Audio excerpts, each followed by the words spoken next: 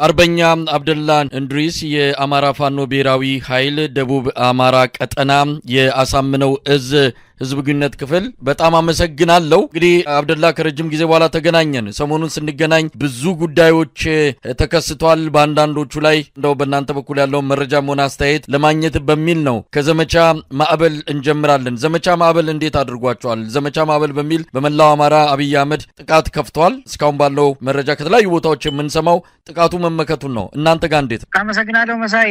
እንዳልከው ሰሞኑን ተከፋፍተን ከርመናል። አንዳንድ ከሚዲያው ባለፈ መሬት ላይ መሰራት ያለባቸው ስራዎች ስለነበሩ እኛም በድርጅቱ ከተሰጠን ኃላፊነቶች ውስጥ አንዱ የህዝብ ለህዝብ ውይይት የአደረጃጀቶችን መፈተሽና ማጠናከር ስለነበር በዚያ ላይ ተጠምደን ስለነበር ከኔ ጋር አልተገናኘንም። ወደ አነሳልኝ ጥያቄ ስመለስ ዘመቻ ማዕበል ነው ያልከኝ።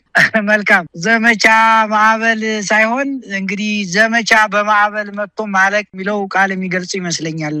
ሙከራው አለ በሐሳብ ደረጃ። በነገራችን ላይ ሐሳዊ ነው፣ ሐሳባዊያን የተንጠለጠለ ነው። ግን ደግሞ በማዕበልም በለው በመንጋ ወይ በደቦ ገብቶ ከማለቅ የዘለለ አንዳችም የሚፈይደው ነገር እንደሌለ ምናውቀው ነው። ምናልባትም ይሄኛው የተለመደው ትርክት ከ30 ወደ ማዕበል የተሸጋገረበት ነው። ልዩ ለየት ያደርገዋል ካል 30 አብይ አህመድ እና የሱ ጋሻ ጃግሬዎች 30ን ይወዱት ነበር። አሁን ቀይረው ዘመቻ ማዕበል ብለውታል። እንግዲህ ምናልባት በማዕበል መተው ምናልባትም በተተኳሽም በስንቅም በትጥቅም በስነልቦናም ከማጠናከር የዘለለ የሚያመጡት አንዳችም ለውጥ የለም። በተግባርም ተፈትኖ የሆነው ይሄ ነው። በእኛ ቀጠና መጥተው በተለያዩ ቀጠናዎች እንቅስቃሴ አድርገዋል። ግማሹን አሰላለፍ እያዩ የወገንን አሰላለፍ በማየት ብቻ ፈርተው የቆሙ አሉ፣ የተመለሱ አሉ። አንዳንድ ቦታ ላይ ለምሳሌ እንደነ ይፋት ቀጠና የመሳሰሉ ቦታዎች ገብተው ያለቁበት ሁኔታ ነው ያለው። በተለይም የአማራ ፋኖ ብሔራዊ ኃይል ደቡብ አማራ ቀጠና አሳምነው እዝ ከተመሰረተ ወዲህ በርካታ ድሎች የተመዘገቡ ቢሆንም በተለይም የ7 ለ7 ክፍለ ጦር እንዲሁ ታላቅ ጀብዱ የሰራበት ነው። አገዛዙ በሰልፍና በመሳሰሉት ህዝብን ለማደናገር ሙከራ አድርጓል። ነገር ግን ምንም ድል ያልቀናውና እንደመጣም የሱ በኪሳራ የተደመደመበት ሁኔታ ነው ያለው። የሚቀይረው ነገር የለም። የፈለገ ስያሜ ሰጥቶ ቢመጣም ከዚህ በኋላ በአማራ ህዝብ ላይ ተንጠላጥሎ ስልጣን ማቆየት የሚሆን የሱን ፍላጎት ማሳካት እንደማይችል ያለፉት 2 ዓመታት ባሳለፍናቸው ጊዜያት የተመዘገቡ ውጤቶች አመላካች ናቸው። የተለየ ነገርም በአማራ ህዝብ በኩል አይኖርም። ሙከራው ግን አለ። በእኛ በኩል ከመመከትም ዘለለ ወደ መልሶ ማጥቃት ወይም የተቀጠቀጠበትና ወደ ጉዳት ያስተናገደበት ወቅት መሆኑን ነው ማለት የምችለው መሳይ። እንደው አብደላ ምንድነው ለየት የሚያደርገው? ማዕበል ሲባል እንግዲህ ከተለያዩ ማሰልጠኛ ካምፖች ብዙም ወታደራዊ ስልጠና ያልወሰዱ ሌላው ቀርቶ መሳሪያ መፍታትና መግጠምም ብዙም ልምድም የሌላቸው እንደሰማነው ከሆነ ጥይት ተኩሰው ማቁ ጥይት ድምጽ የሰሙት በስልጠና ጊዜ ብቻ የሆነ እንደዛ እሱንም አጭር ቀናት ውስጥ ነው። እንደነዚህ አይነት በእድሜም ገና ለመሳሪያ መያዝም ያልጠነከሩ ህፃናት ወታደሮችን ጭምር ነው እንደ ማዕበል ያስገባው። ምን ልዩነት አያችሁ?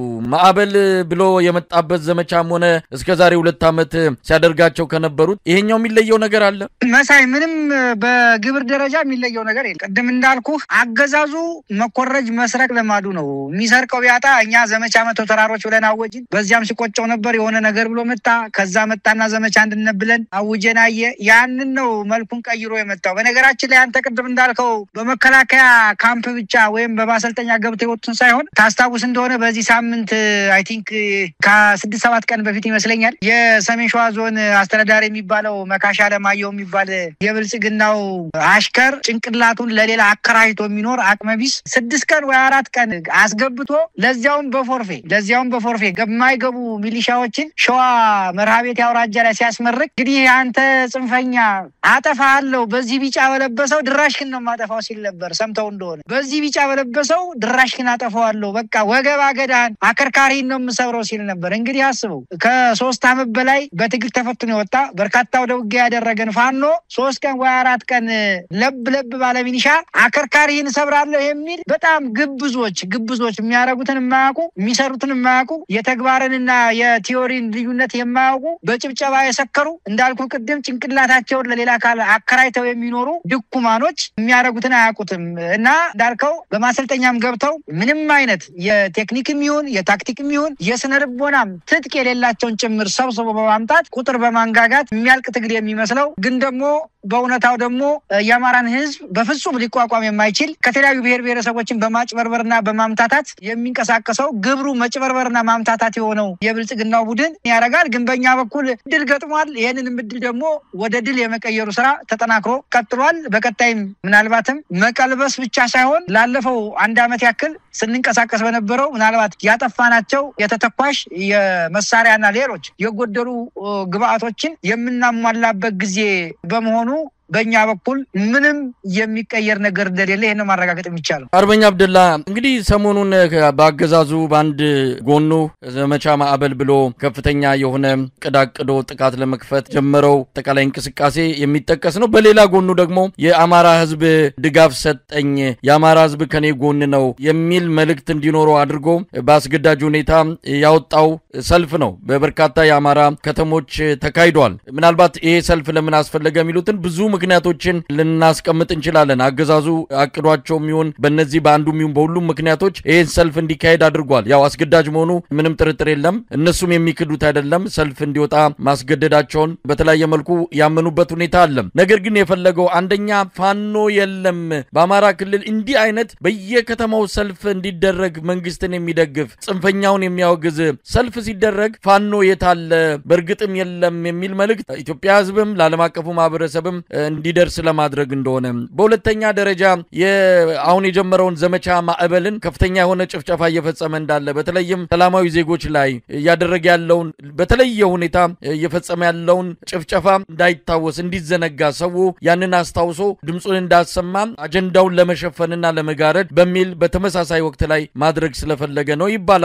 በሌላ በኩል ሰሞኑን የኦሮሞ የፖለቲካ ሊቃን አብይ አህመድን በተለየ የአማራ ህዝብን ለማጥፋት ያደባ እንደሆነ ሴራ እየጎነጎነ እንዳለ ያደረገውም እንዳለ የሚያጋልጡ ምስክርነቶችን እየሰጡ ነውና የአማራ ህዝብማ የኔ ደጋፊ ነው ይሄው በሰልፍ ወጥቶ አሳየ በሚል ለነዚህ ለኦሮሞ ሊቃን ያጋለጡት ላሉት ምላሽ ለመስጠትም እንደሆነ ይነገራል። ዓለም አቀፉ ማህበረሰብንም ለማደናገር በብዙ ምክንያቶች ነው ሰልፉ ተጠርቶ የተከናወነው። እንዴት አያችሁት? እንደው ሰልፉ በተወሰነ ደረጃ እንዲደናቀፍ በተወሰነ ደረጃ ህዝቡ እንዳይወጣ በተለያዩ የፋኖ መዋቅሮች ጥሪ ተደርጎ ነበር። ምናልባት በአንዳንድ ቦታዎች ተሳክቷል። ምን ማለት ይቻላል? መልካም መሳይ እንግዲህ እኛ የምንለው በተደጋጋሚ ይሄንኑ ነው። አሁን በደንብ አድርገህ የፖለቲካ አሁን ለቆጠረ ሰው ወይም የኢትዮጵያን ታሪክ በአግባቡ ለሚፈትሽ ሰው ከተመለከትከው በቃ ታሪክ ራሱን እንደቀየረ የአማራ ህዝብ እንዳሸነፈ አንዱ ማሳያ ነው ሰልፍ ተብሎ የተጠራው ነገር። ለምን መሰለ መሳይ የአማራ ህዝብ ወደዚህ አምርሮ ከመውጣቱ በፊት ከ7-8 ጊዜ በላይ በሰልፍ ጠይቋል፣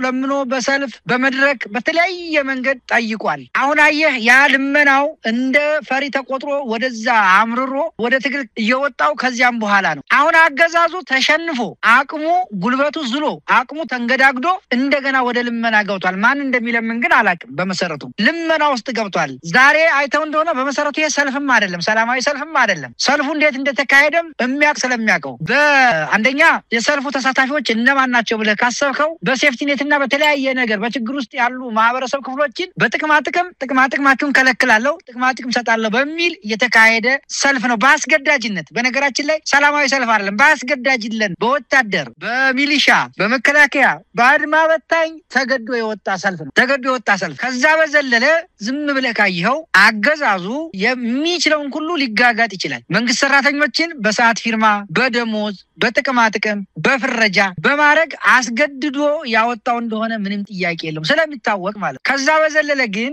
አንተ እንዳልከው ህዝብ ለማደናገር ለተባለው ህዝብንማ ላለፉት 3 አመታት እኮ ሲያደናግር ቆይቷል፣ አልተሳካም። አሁን ፋኖ የለም አጥፍቻለሁ ብትል ማህበረሰብ ውስጥ ፋኖ እኮ ማህበረሰቡ ነው፣ ማህበረሰብ ውስጥ ያላካል። እሱ አንዱ ተጠቀማለሁ ብሎ የሚያስበው በተለይም በዚህ ሰዓት አገዛዙ በተለያየ መንገድ ጭንቅ ውስጥ ነው የገባው። በነገራችን ላይ ጭንቅ ውስጥ ውጥረት ውስጥ ነው ያለው። ከዚያ ከውጥረት ለመላቀቅ የተለያየ ያቀልልኛል የሚለውን ነገር ሁሉ ያደርጋል። የአማራ ህዝብ ከልቡ ውስጥ አንቅሮ ሰርዞ ወደማይመለስበት ደረጃ ላይ እንዳደረሰው እያወቀ ግን ደግሞ ሌሎች ብሔር ብሔረሰቦችን ለማደናገር በሚል ይሄን ይተከማል። የሱ የሳይበር አርሚዎችን ጭምር ቀለብ የሚሰፍርላቸው ቀለብተኛ የአማራ ህዝብ ጠላቶች አጭበርባሪዎችን የሚዲያ አካላትን በመጭምር በማሳተፍ ህዝብን በማስገደድ በማሰር በመደብደብ ጭምር አውጥቶ ያደረገው ነው። ህዝቡ ግን እያንዳንዱ የአማራ ህዝብ ይሄን ትግል ያቃል ብቻ ሳይሆን በመላ ሀገሪቱ በመላው ዓለም ተበትኖ ስለሚገኝ ቤተሰቡ ደግሞ በዚሁ በአማራ ክልል ስለሆነ እያንዳንዱ ኢትዮጵያውያንም ይሁን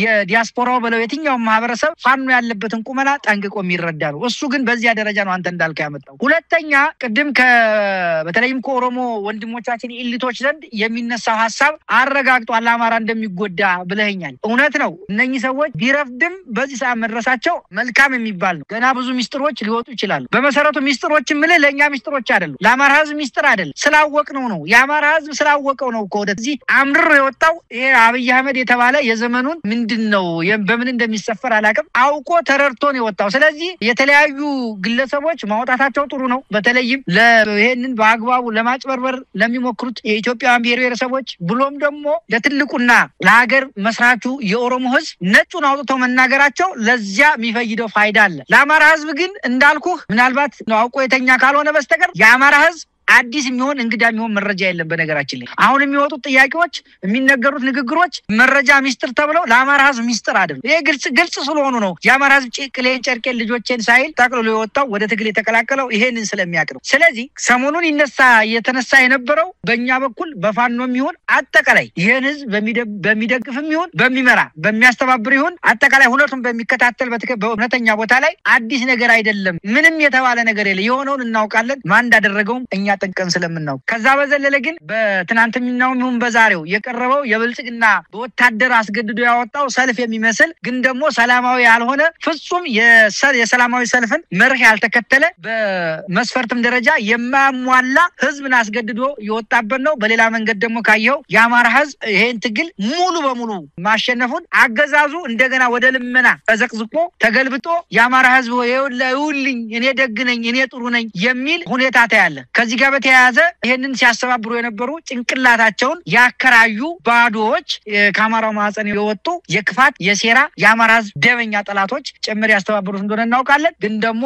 እንደ ፋኖም ይሁን እንደ አማራ ህዝብ ይሄ ጉዳይ በእጅጉ የምንረዳው የምናውቀው ነው። ይሄ ሊሆን የሚችልም ተገማች በመሆኑ በእኛ በኩል ብዙም ትርጉም አልሰጠነው። መሳይ እንደው ለብዙ ጊዜ የምለው አለ ለአብይ አህመድ ድጋፍ በአማራ ክልል ሰልፍ ሲደረግ በሬ ካራጁ ይውላል የሚለው ተረት ብቻ የሚገልጸው አይደለም።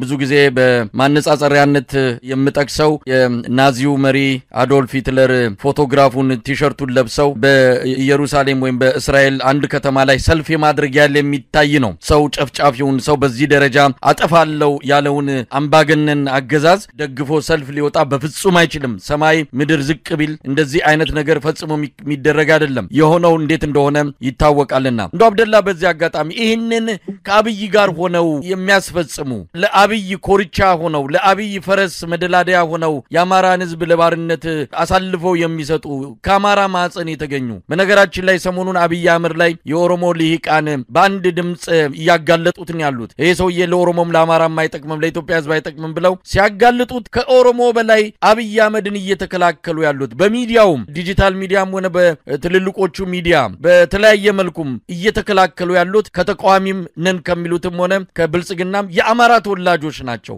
እንዴት አይነት ነገር ነው? እንዴት አይነት ነገር ነው እየሰማን ያለ ነው? የአማራን ህዝብ ለማጥፋት በተግባርም እያሳየ ያለን ሰውዬ ከበው አትንኩት የሚሉ የአማራ ተወላጆች መኖራቸውን ስትሰማና ስታውቀው እንደው ምን ተሰማ? መልካም እንዳልከው ትክክል ነው። ይሄን ነገር እንከታተላለን። እነዚህ ሰዎች ግን አማራዎች አይደሉም። እነዚህ ሰዎች ጭንቅላታቸውን ለሰው በላ ስርዓት አከራይተው የሚኖሩ ምንድነው ሮቦቶች ናቸው። ሮቦት ተራ በቃ ምንም ግዑዛን ናቸው። እነዚህ አማራዎች ልትላቸው አትችልም። በሁለተኛ ደረጃ አማራነት በራሱ ምንድነው የሚለው ደግሞ መታየት መቻል አለበት። እነዚህ ሰዎች አማራ ሊሆኑ አይችሉም በፍጹም። ዝም ብሎ ይሄ ባንዳ የምትላቸውም አይደሉም። ምክንያቱም እኔ ባንዳ ራሱን ልክ ያለ ይመስለኛል። በዚህ ዘመን አማራ ሆኖ ለአብይ አህመድ አሊ መደራድል ወይም ደግሞ ስልጣን ማስቀጠያ መቀመጥ ማለት እኔ እውነቱን የምነግርህ ቃላት ባንዳ የሚል ነገር አይገልጻቸው። ምን አይነት ቃል እንደሚፈለግ ራሱ እንግዲህ ለቋንቋ ልሂቃን መተውን ያለብን ከባንዳነት በላይ ስለሆኑ ማለት ክህደት ካዲ ምናምን የምትላቸው አይደሉም። እነዚህ ቃላቶች አይገልጿቸው። ምክንያቱም በአይንህ እያየህ በአይንህ ሁሉን እያየህ እየነገርሁ ጭምር በቃ ብይ ሆይ ሻመት ንገስ ካልክ እንግዲህ በምን ቃል እንደሚጠቀስ አላውቅም። ስለዚህ እንደው ከተቻለ ይሄንን እነዚህን ሰዎች በትክክል ካራክተራይዝ የሚያደርግ የሚያስቀምጥ ቃላትን እንደው የቋንቋ የአማርኛ ቋንቋ ልሂቃን ብያኔ ቢሰጡበት ብዬ ነው የምለው። ነገር ግን እንደው እነዚህ ሰዎች ምናልባትም በቀጣይ ይመለሳሉ ብላ የምትላቸውም አይደሉም። የአማራ ህዝብ እንደው ድል ገጥሞት ፍርድ አደባባይ አቁሟቸው የሚታይበት ቀን እንዲመጣ ፈጣሪን ከመለመን ውጪ እነኚህን ሰዎች በቃላት ደረጃ ልትገልጻቸው የምትችላቸው አይደሉም። በዘመናት በምንም ይሄ ብለህ የምትላቸው አይደሉም። እየነገርከው ጭምር እያየ ባይኑ ጭምር ህሊናውን እኔ ክራይም አይደል ከክራይም በላይ ነው። በቃ እነሱ ጭንቅላታቸው ሙሉ በሙሉ አከራይተው ቦቦት ሆነው ተቀምጠዋል እንኳን ለማለት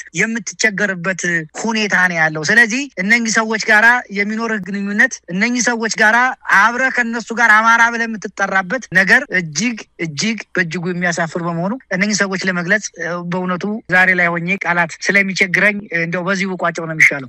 አርበኛ አብደላ እስቲ ወደ እናንተ እንምጣ። የአማራ ፋኖ ብሔራዊ ኃይል ከተቋቋመ በኋላ እንግዲህ ብዙ ነገሮችን ያደረጋችሁ በጋራ ብዙ ስራዎችን እየሰራችሁ እንዳለ ይታወቃል። በቅርቡም የጋራ ስያሜ አውጥታችሁ ይፋ አድርጋችኋል። ነገር ግን የአማራ ፋኖ ብሔራዊ ኃይል የጎጃም ቀጠና አመራሮች በዚህ ላይ እኛ ያለንበትም የሚል ምላሽ ሰጥተዋል። ስለዚህ የስያሜው ነገር በአራቱም ቀጠናዎች በኩል በሶስቱ ስምምነት አግኝቶ በአንድ በጎጃም ቀጠና ባሉት ስምምነት ያገኘ አይመስልም። ለማንኛውም ይሄ ጉዳይ በምን መነሻነት የተፈጠረ ነው? እንግዲህ ገና መቋቋሙ ነው 3 ወራት 2 ወራት ቢሆነው ነው። በዚህ ጊዜ ውስጥ እንዲህ አይነት የልዩነት መስመር እየመጣ ከሆነ ይሄ የሚፈለገው በናፍቆት ሲጠበቅ የነበረው እናንተም ቋራ ላይ ቃል ኪዳን ፈጽማችሁ የአማራን ህዝብ ትግሉንም የሚደግፍ በሙሉ ብስራት ያሰማችሁበት ክስተት ብዙም ደስታው ከውስጥ ሳይወጣ ከእንደገና በእንደዚህ አይነት መልኩ መምጣቱ ቅር ያሰኛቸው ወገኖች ቀላል አይደሉም። እስቲ እዚህ ላይ ምን ማለት ይቻላል?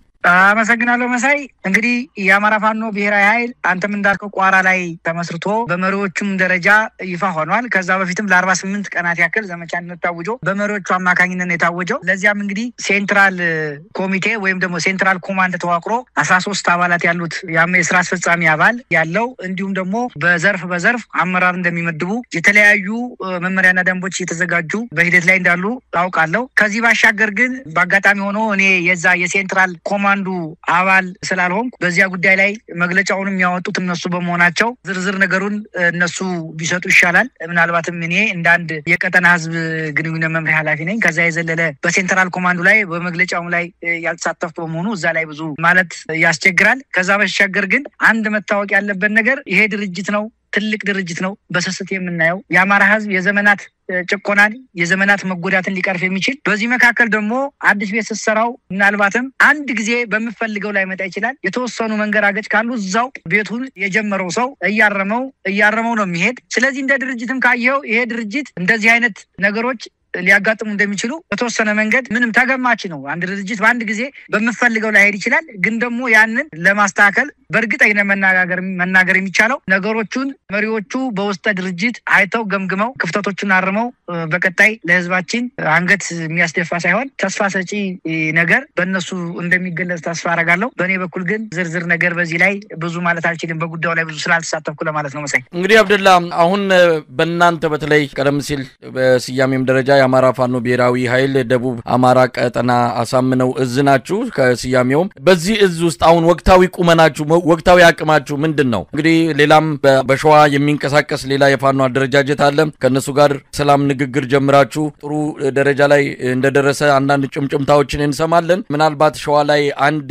መሆን ከተቻለ ስርዓቱ ብዙም ሊቆይ አይችልም። ምክንያቱም ሸዋ ላይ የሚፈጠር ኃይል ለአዲስ አበባ ከመቅረቡም ጋር ተያይዞ ሰሞኑንም በምንጃር አካባቢ እንቅስቃሴ ሲደረግ በኦሮሚያ ብልጽግና አመራሮች ዘንድ እንዴት ሽብር እንደተፈጠረ እናውቃለን። ባለፈውም አብይ አህመድ በምንጃር አካባቢ እንቅስቃሴ ሲደረግ ራሱ በአካል ድሮን ቆጣጠሪያ ጣቢያ ድረስ ሄዶ ነው ሲያስተኩስ የነበረውና ቀላል አይደለም። እናንተ ሸዋ ላይ ያላችሁት የምትፈጥሩት አንድነት ሊያመጣ የሚችለው በትግሉ አጠቃላይ ሂደት ላይ እንደው በዚህ አንፃር ምን አለ? እንደው ለህዝቡ የምትነግሩት ነገር አለ? ሁሉ ጊዜ ይጠየቃል። በእርግጥ ሂደት ላይ ነው፣ ወጣ ገባ ማለቱ አለ። ብዙ ነገር ዋጋ አስከፍሏል። ብዙ ሂደትም ውጣውረድም ወስዷል። ግን መጨረሻው መቼ ነው? ምንስ እንጠብቅ ለሚለው ምን መልስ አላችሁ? መልካም። እንደ ሸዋ ቀጠና ምን ላይ ናቸው ላልከኝ የአማራ ፋኖ ብሔራዊ ኃይል ደቡብ አማራ ቀጠና አሳምነው እዝ እንዳልከው እኔም ራሴን ጨምሮ በቀጠናው ላይ ሰፊ እንቅስቃሴ እያደረግን ነው። የአደረጃጀት ማስተካከያዎች እየሰራን ነው። ሌሎች በርካታ ጉዳዮችን እየከወንን ነው። ያው እንግዲህ የተሰራው ሁሉ ሚዲያ ላይ ስለማይወጣ ብዙዎችን የያዝናቸው ይኖራሉ። ምናልባትም በቀጣይ ባሉት ጊዜያቶች በርካታ የተሻሻሉ አደረጃጀቶች ይኖራሉ። ምናልባት የአደረጃጀት ለውጦች ሊኖሩ ይችላሉ። ትናንት ከነበሩት የክፍለ ጦሮች የኮሮች ለውጦች ይኖራሉ። እነኛን ያው በጊዜው ስለምናወጣቸው አሁን ግን ባለው ቁመና በሰፊ ስራ እየሰራን ነው። ክፍለ ጦሮችን የማስተካከል መመሪያዎችን የማዘጋጀት መሬት ላይ ወርዶ የመስራት ሰራዊት የማዋየት ለቀጣይ በተለይም ይሄ ክረምት ብዙ የምንጠቀምበት ብዙ የምንከውንበት በመሆኑ በዚያ ላይ ጠንካራ ስራዎች እየሰራን ነው። ግን እያንዳንዱ ነገር ለዚህ ጊዜው ሲደርስ የምናወጣው ስለሚሆን አደረጃጀትን በተመለከተ የቀን ስራችን የዕለት ከዕለት ስራችን ሙሉ በሙሉ እሱ ነው። በቀጣይ ምናልባትም በርካታ አደረጃጀቶች ኮሮችና ክፍለ ጦሮች ጠንክረው ይመጣሉ። ግዳጆችን በዚያው ልክ የግዳጅ አፈጻጸማችንም በዚሁ ልክ የጠነከረና የሰፋ እንደሚሆን ይሄን በዛ ብንመለስ ይሻላል። ሌላው ከዚህ ከአንድነት ጋር በተያያዘ አሁን ዛሬ እኔ እስከዛሬ ብዙ ጊዜ ከአንተ ጋርም ከሌሎች ጋር ማውርተናል። አንድነት ይሆናል ይሄውንም ነገር ስንባባል ቆይተናል። ስለዚህ ዛሬ ላይ ሆኜም ግን የሆነውን ነገር በውጤት እንገናኝ ከማለት የዘለለ ተጨማሪ ነገር ማለት አልችልም። ብዙም ጠቃሚ ስለማይሆን ውጤት ላይ ይዘን የሆነውን ነገር መጨረሻ ላይ ብንገናኝ ስለሚሻል ከዚህ ባልል ጥሩ ነው። መሳይ ነው በመጨረሻም ታስተላልፉት መልእክት አለ? አጠቃላይ የአማራ ህዝብ እንግዲህ አሁን ያለበት ሁኔታ አገዛዙም ግና ስርዓት አስከብራለሁ ብሎ የሄደበት ርቀት ብዙም ውጤት እንዳላመጣለት በሰላማዊ ሰልፍ ጭምር እየጠየቀን ያለው እንግዲህ አንድ ስልጣን የያዘ አካል ግና ስርዓት የማስከበር ኃላፊነት ሲኖረው ያ ሲያቀተው ህዝቡን አስገድዶ ሰላማዊ ሰልፍ የሚያስወጣ ከሆነ ያቃተው እንደሆነ እንዳልቻለ ከአቅሙ በላይ እንደሆነ የሚያሳይ ነውና ይሄንን በተመለከተ እንደው ህዝቡ ከዚህ በኋላ ምን ማድረግ አለበት? ትግሉ መደገፍ አለበት። ትግሉ ከዳር እንዲደርስ ከምንም በላይ የህዝቡ ከጎን መቆም ወሳኝነት አለውና እስካሁንም የአማራ ፋኖ ትግል የህዝቡ ጎን መሆኑ ነው የጠቀመውና ከዚህ በበለጠ አሁንም ትግሉን የሚደግፍ ማህበረሰብ ተፈጥሮ በአጭር ጊዜ ለመቋጨት ምን መደረግ አለበት በሚለው እንደው የማጠቃለያ ሐሳብና መልእክት ካላችሁ። መልካም መሳይ አገዛዙ እንግዲህ ያው ዙሪያውን በሚፈጥረው ቀውስ በአማራ ክልል ብቻ ሳይሆን በኢትዮጵያ በምትባል ሀገር ብቻ ሳይሆን የምስራቅ አማራ የምስራቅ ኢትዮጵያ የምስራቅ አፍሪካ ቀጠና የስጋት ምንጭ መሆን ብቻ ሳይሆን አደጋ ደቅኖ እንደመጣ ያው አንተም እኔም ሁላችንም የምናውቀው ነው። ስለዚህ አገዛዙ በበርካታ መደናገጥ መርበትበት ከዛ በዘለለ ግን ለህዝቡ ስላልከው እውነት ለመናገር ህዝቡን ጎርተነዋል የሚል እይታ አለኝ የግላቴ።